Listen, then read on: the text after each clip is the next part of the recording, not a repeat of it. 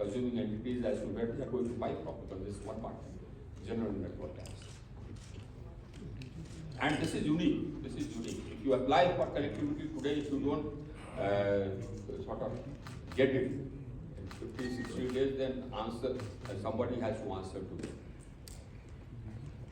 In developed countries, it takes almost 1.5 years, 2 years to get it. That's how different we are. And our transmission has some of the most advanced elements in the world. 765 HVDC, etc. Now we are also experimenting with 1200 HVDC. So some of the most advanced elements, which has enough SATCOMs and mechanisms to take the load of the huge renewable energy capacity which we have. We spend 2,01,000 crores, or 2,10,000 crores, 2.1 lakhs, on strengthening the distribution systems under Dindayal Gandhi IPDS Saubhagya. We constructed 2,900 plus new substations. We upgraded 3,980 odd older substations. We added or replaced 6.5 lakh circuit kilometers of HT lines and about 2.5 lakh circuit kilometers of LT lines, 112,000 circuit kilometers of agriculture lines, 7.5 lakh transformers. That's what we did. The net result of all this has been that the power availability in rural areas used to be about 12 hours in 2014. Today it is 21 hours, varying from 21 to 22 years. Last year it had gone up to 22.5. This year I noticed that it's about 21 approx. In rural area, in urban areas, 23.5 hours. This includes everything. This includes Arunachal, this includes Jammu Kashmir, wherever, the whole country. This is the average for the whole country. If there is any load shedding, we ask questions. It's a new idea. We ask questions. We got information about load shedding in some cities in Uttar Pradesh, and we are asking questions. We have made it a right. Could you imagine any past power department making this a right? Continuous 24/7 electricity is a right. So nobody can do gratuitous load shedding. We have come out with rights of consumer rules. Now rules are law. If anybody violates it, there are penalties. And if any DISCOM does any gratuitous load shedding, then they have to pay a compensation to the consumers. In order to make sure that the consumers are aware of this, we are coming out with public notices.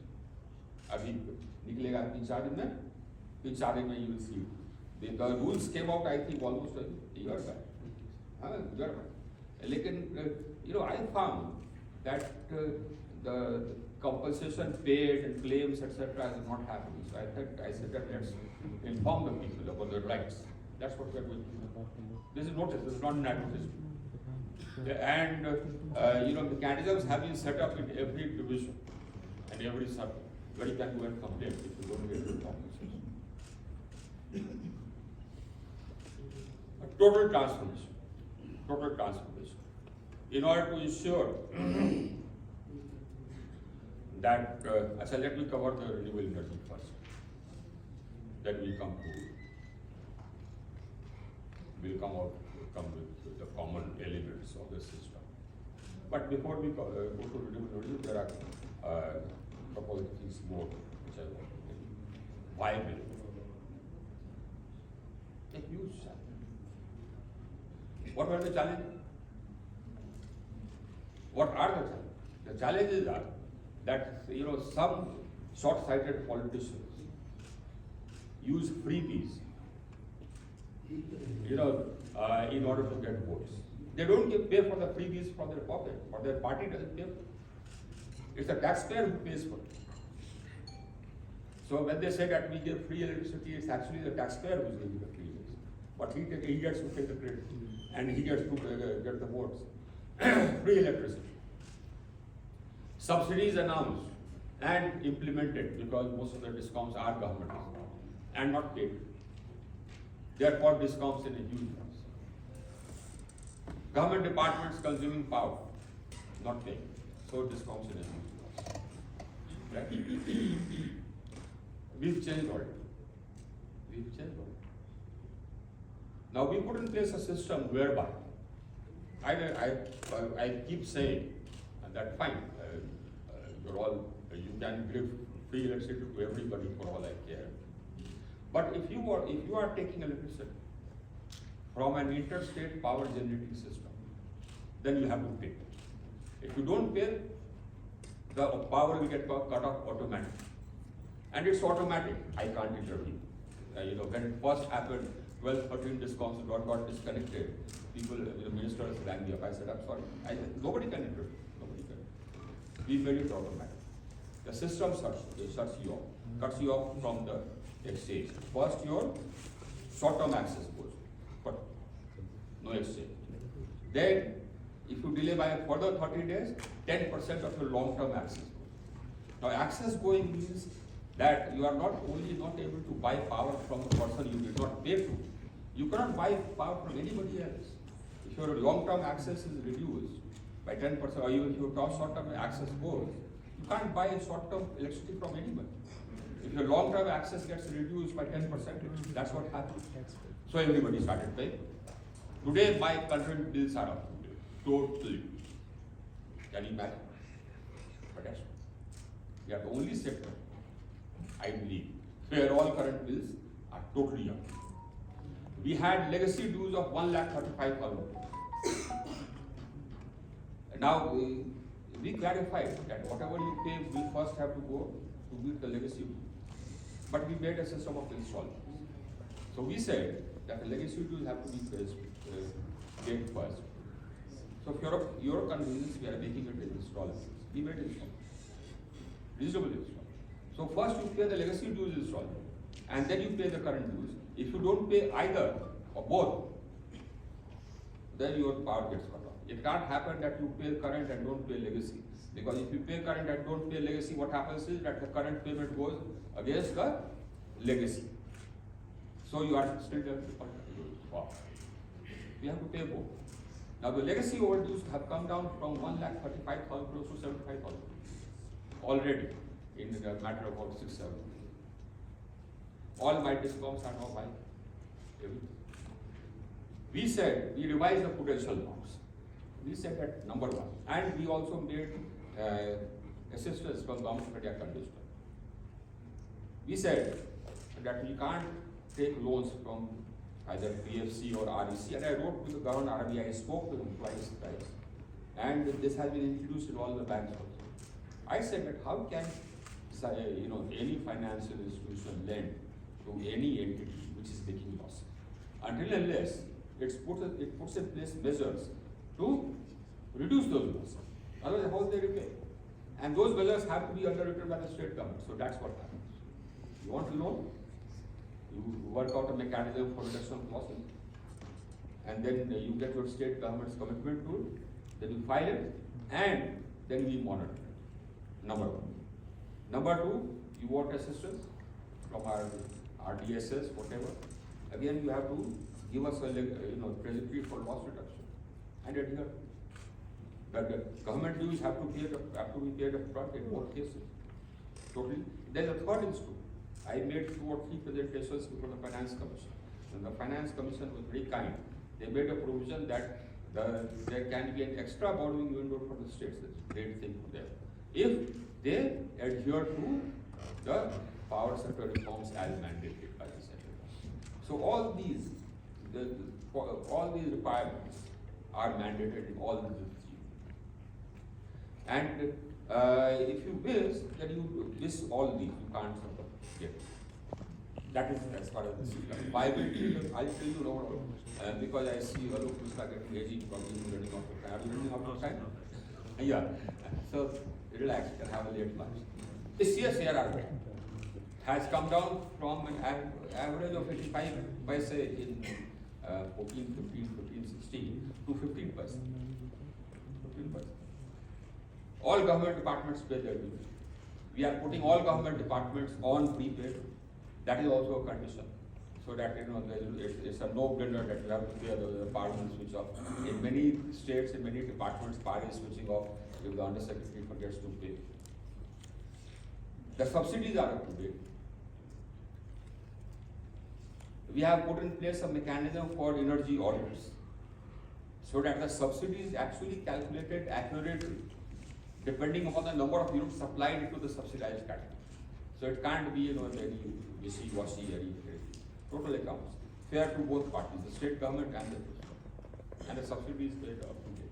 In fact, in many months the subsidy is overpaid. Why? Because some legacy rules are being paid. By and large, the subsidy payments in the year 100, 101, 102%. That's what we've done. Right? Total change. And renewables. We have to emerge today as the fastest growing renewable energy capacity in the world, outside of China. And we continue to be that. We had pledged that by 2030, and this is us, this is India, mind you. And we are number one. And we shall continue to be number one. We are the only country which achieved its NDCs 9 years in advance. We had pledged that by 2030, 40% of our capacity will be non-fossils. At that time, people thought very rationally that is a tall order. We achieved that in 2021. And today we are at 42%. Our renewable energy capacity is almost about 180, 183 gigawatts. If you talk non-fossil, it's about 184 gigawatts. And non-fossil includes nuclear. And as I said, I have almost about 124 gigawatts under various stages, bids and active under consideration. We've not only achieved that NDC, we've achieved other NDC. Other NDC was that we shall reduce the emissions intensity of our economy by 33% by 2030. We've already done it. We did it in 2021. Despite the fact, and all this, so all my interlocutors from other countries, when they discuss with me, they are by and large sort of already impressed by what we have done. So nowadays, nobody lectures to, I lecture to them. How the traffic has changed, so they find it very difficult to convert. So I lecture to them. I have done it. What have you done? We have a scheme, Perform, Achieve, Trade, that has resulted in a reduction of CO2 emissions by what, 106 million tons alone. Our Ujala has resulted in a reduction of emissions, CO2 emissions by 100. So this is per annum, mind you, about 103, 104 million tons per annum. Our program for the appliances, Star Rating program, has resulted in reduction of efficiency, reduction of CO2 emissions by 53 million tons per annum. So as I said, we've achieved our second NDC also. Therefore, we are one of the countries which advanced our goals in Glasgow. That's very clear. And then we've launched, we have new initiatives. Offshore wind, we are going to come out with this. Hydrogen, green hydrogen. Already about 3.5 million tons of green hydrogen projects have been announced at different places in the country. Again, we are going to be a leader. We have already emerged as a leader in green hydrogen. And we are batting for totally green hydrogen, finally. The so-called developed countries, now they are hedging. They said, we also allow low carbon hydrogen. My take on this is, what do you mean by low carbon? If you want to get to net zero, there is no such thing as low carbon. It has to be zero carbon. Because we have an advantage. We have in place an ecosystem for renewables which gives us an edge insofar as manufacturing of green hydrogen is concerned. We have built an ecosystem which is large, which is huge, one of the largest in the world. But that ecosystem helps me to keep my prices of green hydrogen and green ammonia low. And we have the land, we have the sun.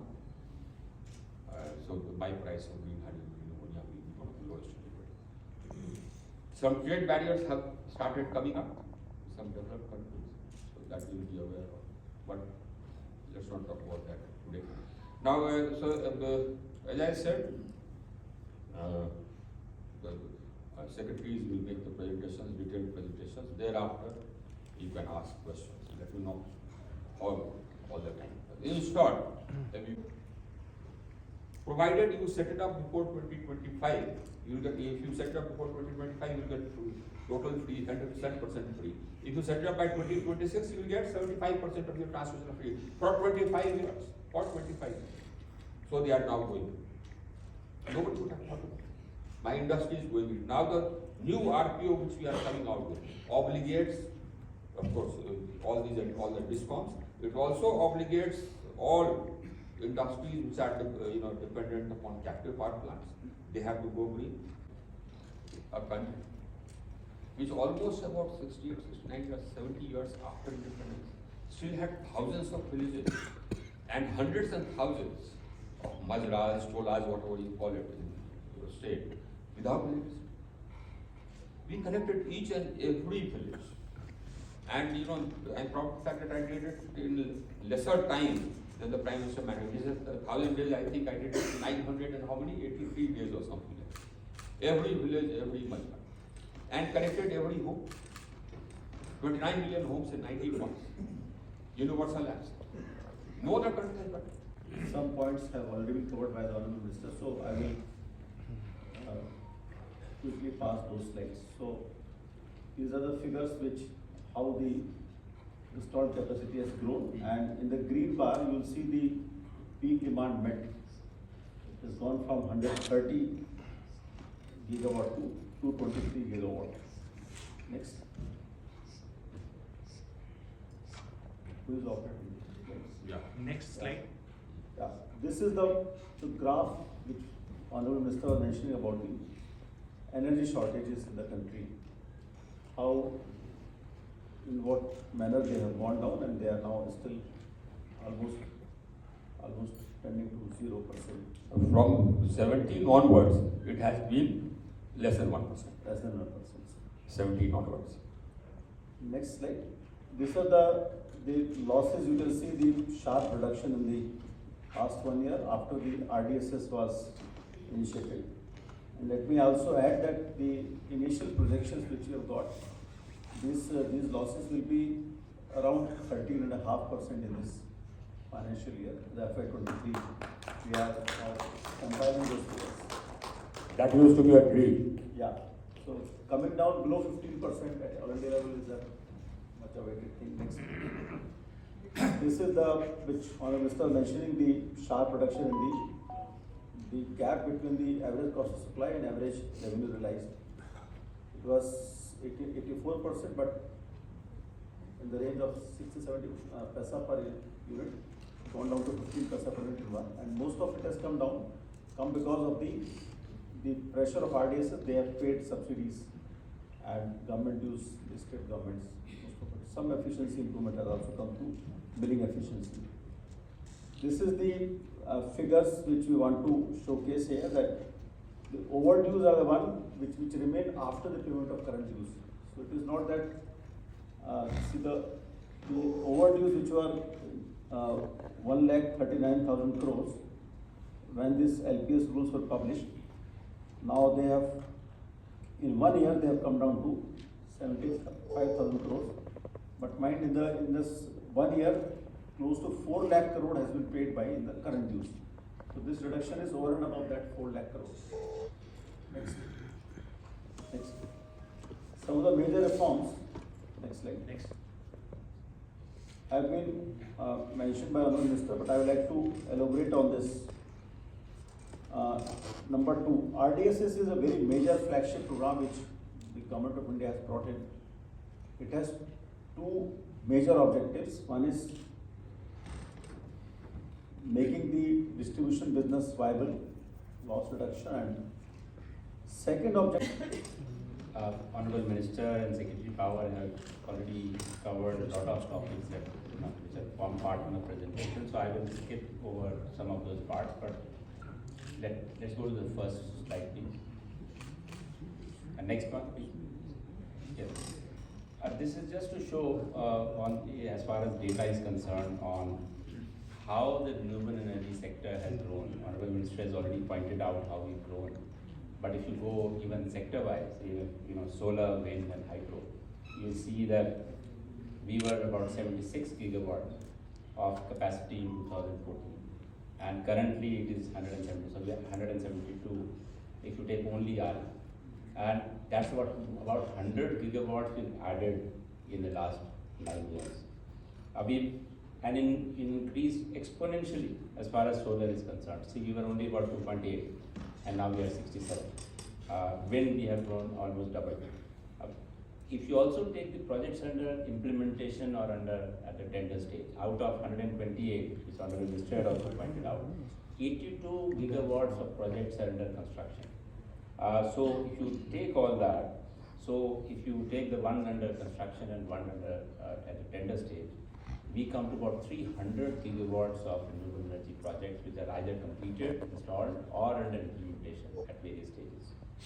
We have a target of about 500 gigawatts laid down by Honorable Prime Minister, and so we would like to achieve 300 gigawatts of solar, about 100 gigawatts of wind, and 78 gigawatts of hydro, large and small combined, and about 15 of bioenergy to reach that target. A little balance would come from nuclear as far as this is concerned. So we have now also a very large challenge for us to grow from current, let's say 67 in solar to 300, 4 times.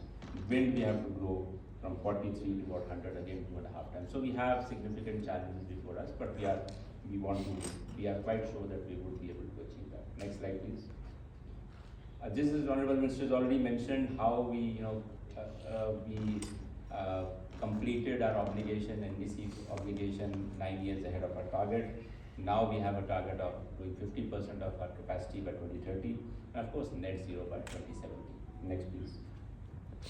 As far as percentage of renewable energy in the energy mix is concerned, if you look at generation, we are at about 22.5% currently. But our estimate is that by 2030, if you look at how we are progressing, we will likely to be at about 43% by 2030. So again, a significant increase is expected from, of course, from the previous 14-15 to 2023. From 20 to 23 again, is going to be a big jump going forward 7 years. Next, please. Finance corporation ने क्या किया और कितना financing किया उसका figure हम दे देंगे। Power finance corporation और आरईसी करीब 1 लाख करोड़ सैंक्शन हुआ है हर साल करते हैं 1 लाख करोड़ सैंक्शन। जो प्रोग्राम्स हैं उसी के कारण ये सोलर एनर्जी हमारा ये मल्टीप्लिकेशन हुआ है करीब आप देखे होंगे करीब 30 गुना हो गया। जैसे 2014 में करीब 2000 मेगावाट था, आज 67,000 मेगावाट स्थापित हो गया और अंडर कंस्ट्रक्शन है almost about 60-70 gigawatt under construction solar का। तो हमारा तो सोलर का तो बहुत तेजी से हम ग्रो कर रहे हैं, उसमें कहीं हर एक फील्ड में ग्रो कर रहे हैं। अब किस बाहर की कंपनी ने ये इन्वेस्ट किया, ये इसका हम डेटा नहीं रखते हैं, लेकिन आप ये देखिए कि हमने जो कैपेसिटी एडिशन किया है रिन्यूएबल एनर्जी में वो सबके सब आए हैं इन्वेस्टमेंट से, प्राइवेट सेक्टर इन्वेस्टमेंट से। हमने अपना कोई नहीं पैसा लगाया। दुनिया के जितने बड़े फंड्स हैं वो सब यहाँ invested, all major funds different companies के माध्यम से। कोई कहीं किसी कंपनी में इन्वेस्ट किया है, कोई किसी कंपनी में इन्वेस्ट किया है। कुछ कंपनीज डायरेक्टली आई हैं, जैसे कि सिंगापुर का जो सॉवरेन वेल्थ फंड है वो डायरेक्टली भी इन्वेस्ट करती है, लेकिन बाकी सब डिफरेंट कंपनीज के थ्रू इन्वेस्ट कर रही है।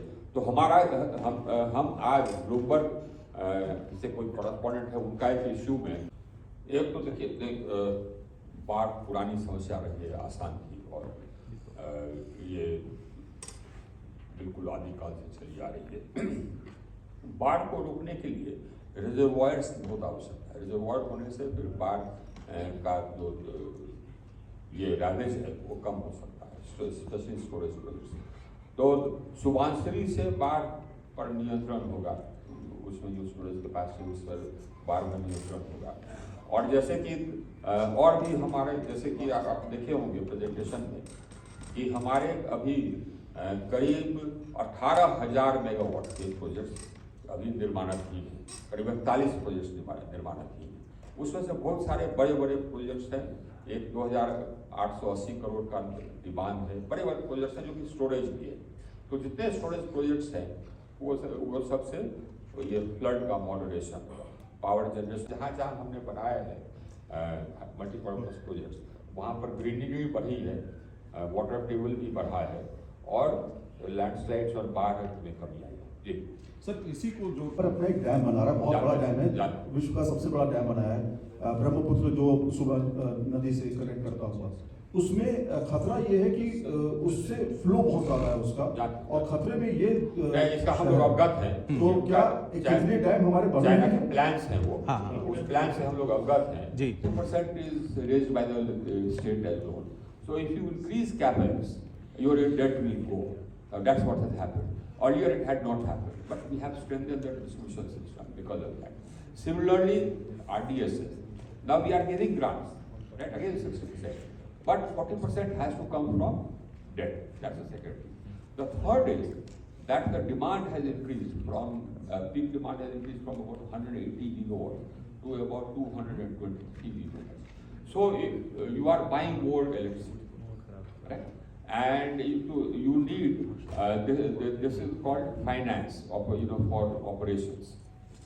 That's the current debt for buying electricity on a regular basis.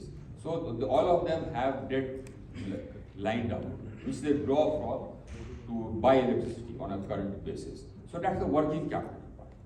So you need to buy coal, you need to buy electricity. So that's the working capital part. Now, as our power sector expands, and we invest more capital, and as the demand increases, so we buy more coal, etc., etc., the working capital part will increase. So it will increase. The point is not that. The point is the viability. Whether you are making returns, whether you are making margins. That's the. तो हम लोगों को कहा चाहता है, दिमाग में कुछ लिख डाला था कि हम डेट इंडेटेडनेस बढ़ जाता है। अब हम किसको कहें, किसको I saw that. अब हम किसको कहें, किसको समझाएं, वो हमारे सामने तो है कि नहीं, कि मैं बता भी दूं कि आप थोड़ा स्टडी कर लो। चलिए sir, number 10. So we had decided even earlier that we shall send it to the standing committee because it's in the current list. So we even the previous amendments had gone to the standing committee. So we sent it to the standing committee. So the standing committee is finalizing its. यही तो करके that's how they get elected now, by giving free. So they felt this might circumscribe my power to give free. पढ़ते नहीं, they don't read it. I said you read it, it doesn't do that. You can give subsidy whatever to anybody you want. You will have to pay for the power, otherwise your power will get cut off. So that will happen. You see, you've already, despite all this Shreya, all this Bhalla, all these articles, in the past 2-3 decades, nothing had happened in the power sector. हमने तो cut down. I have already changed it. Already my power sector is higher. Already we have put in place a system whereby you don't pay, the power gets cut off.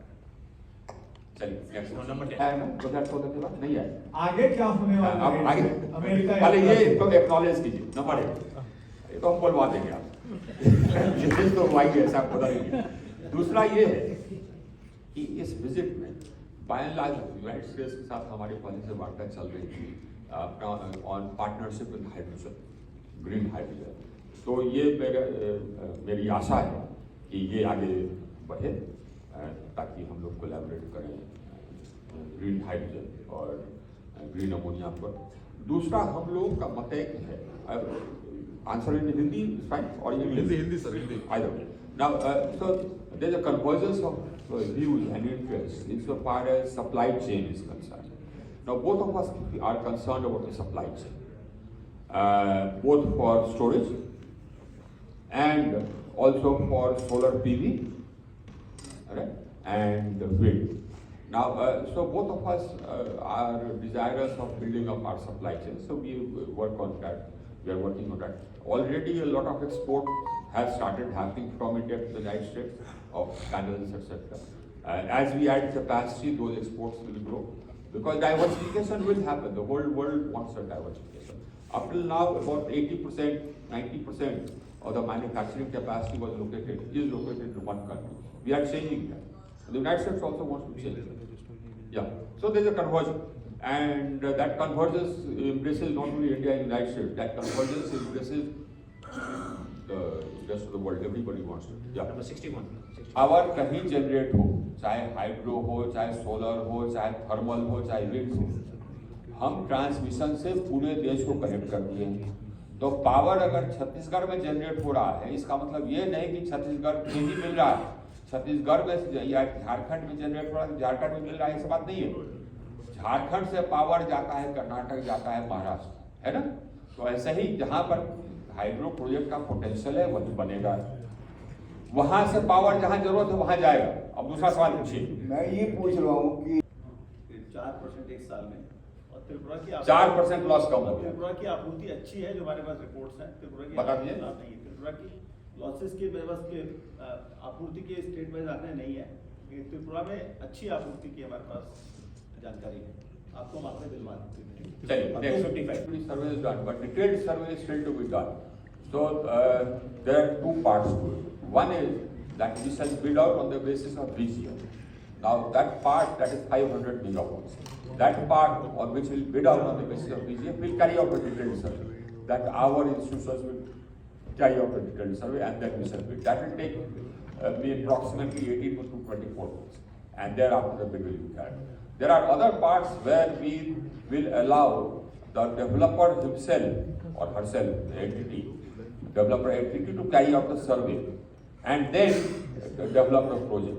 So for that we'll come out with bids very soon. So that will happen in another 2-3 months. I think we should have a bid. Number 4. Interaction with our Prime Minister, and he, in his after the interaction with the Prime Minister, he told that he is interested in more interested in what you call battery storage power. So he has the ministry got any indication from his company in the storage segment? And if at all, is there any interest in that storage segment? Because I understand that in storage segment you are working significantly as well. So as far as the second question is concerned, we want investment in storage. Right? Now some investment is happening. Some investment is happening because of the PLI which was issued by the Department of Heavy Industry. Now the people who won the PLI, they are mostly manufacturing storage for EVs, but one of the developers, I believe, is also manufacturing storage for grid scale storage. So that is one. The second is that some further bids will happen, whether the bids will be conducted by DHI or by MNRE is an open question. But that those bids will be specifically for grid scale storage. Now we need grid scale storage. We need storage because we are adding such huge quantities of renewable energy, and we want round the clock renewable energy. If we want to go to net zero, we have to have round the clock renewable energy. So that's our mission. So that is battery storage, and as apart from battery storage, we also have pump storage. So pump storage also large capacity is already under construction. About 4,000 odd megawatts is already under construction, and the Central Electricity Authority has already received about 23 proposals for additional pump hydro. 30,000 megawatt proposals Are there. So storage is a major requirement. Our estimate was that by 2030 we'll need about 377 gigawatt hours of storage. That was, and we are a huge country, so we'll need that. So that was, storage was one question. The second was the breakup of our capacity under construction. So as far as the thermal is concerned, I already told you, 51,000 megawatts of thermal. Hydro, I already told you, 18,000 megawatts of hydro is under construction. Then as far as solar is concerned, it's 96,000 if you take both capacity under bid and capacity under construction. Now capacity under construction is 51,000 megawatts, and the capacity which has been tendered is 44,000 megawatts. Wind, and the capacity which is under construction is 13,000 megawatts, and under tender is 1,000 megawatts. So the hydro I already told you. Yeah? And there is no fossil component into it. Fossil I told you 51,000 megawatts. Okay. Number 24. Plain and simple. Number 24. Security is concerned, as far as the availability of energy for my requirements is concerned, I am not going to compromise. Full stop. Okay. Number one. Number two, my reply is that look, coal is just one form of fossil. I have coal, so I use coal. You have gas, so you use gas, or you import gas. Somebody has shale, they use shale. That's also fossil. You burn that, you also get carbon dioxide. So let's not talk about coal or anything like that. Talk about fossil and non-fossil. Now, if you talk about fossil and non-fossil, I am a leader. I am a leader because I have one of the fastest growing non-fossil capacities in the world.